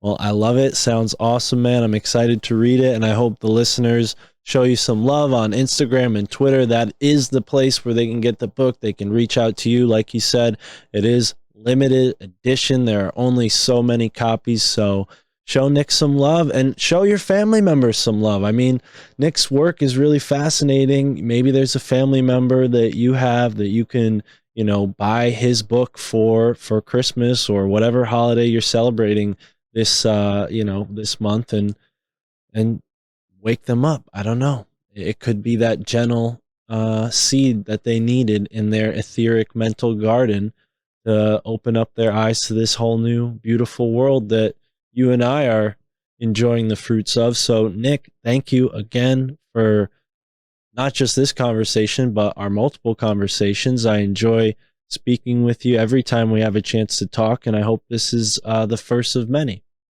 Yeah, of course, man. Thanks for keeping me company on that one 200-mile stretch. I forget where I was, but you knew exactly where I was the last time we talked. I hear you. Yeah, when you talked about Nebraska just then a little bit before, and when you were describing Colorado, it brought back some memories, and I had just a really strange experience. I mean, if you have the time for it, I'll get into it, but I had a really strange experience in Boulder, Colorado, that just really brought a whole new sense of faith, because I was into the atheist, much like you said, I was very much atheist for a while, and then cannabis kind of brought me back into believing in stuff and looking into these things, and then I kind of got wrapped into the new age world until I found podcasting, where now I feel like I have a more realistic sense of what's going on, and yeah, that particular instance in Colorado on the 40th parallel was very strange. Very strange. Well, yeah, let's do it. Let's talk about it real quick. So we were going to California, right? Me and the two people I was with, our plan was to leave Denver and to go to California. And unfortunately, we stopped in this national park at this lake, Bear Lake or something like that. We stopped in the Rocky Mountain National Park. We go to this Bear Lake. We're like, all right, great. We're going to hang out here, and then we're going to drive through Nevada. We're going to go to California. Well, is it Bear Tooth Lake? It might be. I know it's the Rocky Mountain National Park, and it was pretty high up on a mountain, and it was a lake that had the name Bear. It might have been Beartooth Lake. I don't know. Have you been I might there? not know what I'm talking. I might not know what I'm talking about. I think I saw it on the map when I was driving, but okay, go ahead. Right. Well, it would have been mind blowing if you had been there. But so we get there, and this freaking bike rack that we had on the back of the car was loaded with stuff. It had like 2 bikes, a guitar, all my friend's stuff. He was moving out of Denver. We picked him up. Our plan was to go to California and then back, right? So all that aside, this heavy bike rack gets in the way of, our whole trip. And how did that happen? Well, it starts raining. We're up on a mountain. It was like summertime weather. You get up on the mountain, it's not summer anymore. It's freezing, Yeah. So it starts raining. We go to the trunk, try to get our rain jackets. And when we go to close the trunk, the bike rack gets wedged between the back of the trunk and the back window, smashes the back window. And we're like, what the fuck, So, yeah. Worst situation to happen on a vacation. We call the tow truck, because we're from the East Coast. We don't know about park rangers or any of that. We should have called the park ranger. So anyways, long story short, I'm smoking Bubba Kush because that was my only relief in this stressful situation. We had some Bubba Kush from the dispensary, and sure enough, the tow truck driver that comes to save us, his name's Bubba, right? And he takes our car and he's trying to tow it onto the back of his truck. It's a flatbed type tow truck. It's not like a T tow truck, it's got the actual lifted bed. So he's trying to pull it up, but his engine's facing the top of the mountain. So gravity is just fighting against the car getting onto the back of this truck. And it's even more exacerbated because the parking lot that we're in is totally slanted towards the top of the mountain. So we hear this boom, clank, snap, and the tow hinge breaks off of the front of the bumper, and our friend's car starts rolling in neutral towards the cliff, right? Holy shit, man. So this whole time I had been kind of really nervous about what the hell was going to happen, and I was praying to this I had just this weird postcard that I got at a new age shop of it wasn't Sai Baba, but it was a guru, an Indian guru like Sai Baba, and and I was just praying to this guy before the tow truck driver even got there. And the weirdest thing happened, man. This car, as it's rolling down the hill, like looking like it's just going to go straight off the cliff into trees, it hits a rock big enough to trip over. Like you could be running and trip over it and not see it. That's how big this rock was. The rock saves the whole car from coming off the cliff. It like, I've never seen a car do this. It bucked up in the air almost like a jackknife move and then landed, boom, flat. So we came this Jesus. close to not having a car to get home, you know, and I'm in Connecticut. So Colorado's a long, long way. And this Bubba guy who, you know, had the same name as the bud I was smoking, he, you know, almost lost our car. He ended up being kind of a nice guy and, you know, was so afraid that he was going to lose his job that he was like letting us smoke in his truck as he was taking us back into Denver, and his tow company paid to fix the car. So it ended up working out. But like all of those like points that I made, you know, to me in that moment were so like weird and meaningful that I was like, whoa, you know, and this was way before I really ever listened to podcasts. I was just reading, you know, strange books back then. And, and yeah, so I think there's something to the energy of place, you know, and thank you for letting me share that story, because Denver is definitely a strange place. Oh yeah. Well, that's definitely a miracle, and you guys were definitely meant to make the rest of the journey. So that that's a crazy story. Thank you, brother. Well, it's been a pleasure sharing that with you and hearing everything you've had to say. And like I said earlier, love to have you back sometime. And thank you, folks, listening to the My Family Thinks I'm Crazy podcast. We were live on Telegram, so thank you for following us there. And thank you to everyone, wherever you